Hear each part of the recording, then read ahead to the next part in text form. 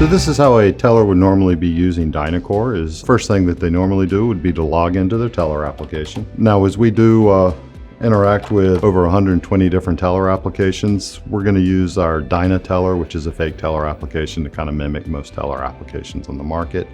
Once they log into it, they will also need to log into DynaCore. The way they'd log in is just use their username and password. Once they log into DynaCore, it does minimize because most all the transaction is really going to be done into the teller application. This example, let's use a withdrawal.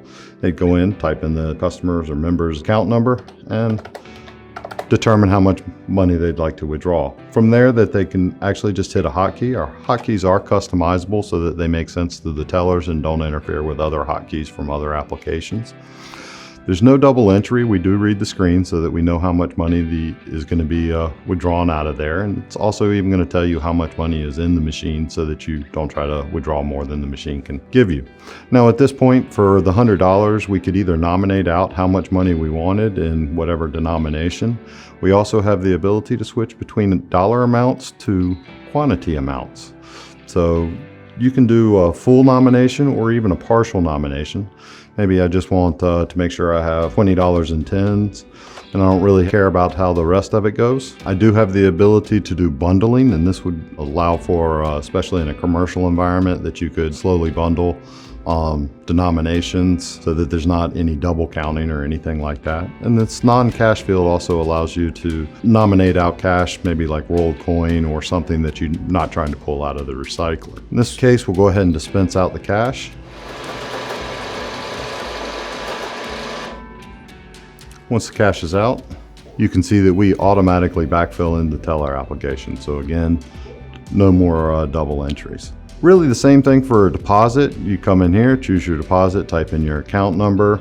At this point, you don't have to tell it how much money is actually going into the recycler. The recycler will do that for them. So you hit a hotkey, that's going to bring up your deposit screen. Place the money into the recycler. Once it's in the recycler will take in what money it can. If there's any rejected notes, non-machinable notes, it will put it into the reject bin.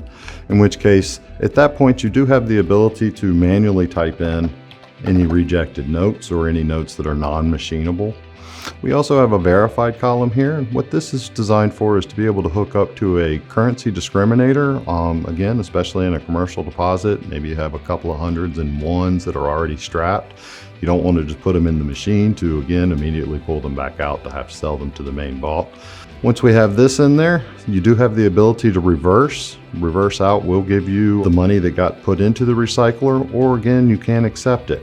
And once you accept it, we backfill immediately into the teller application, again, for no double entry. So at the end of the day, what a teller would do is, of course, they would need to balance or reconcile their drawer with the recycler. Where they would do this is normally they go into reports, and in reports, they would go to their user totals, and they would print out that. Now that's going to show a breakdown of all the deposits and all the withdrawals the teller has done for the day, including a breakdown by denominations. At the end of it, it's going to show either a buy or a sell, indicating how much money that they need to buy or sell to the recycler.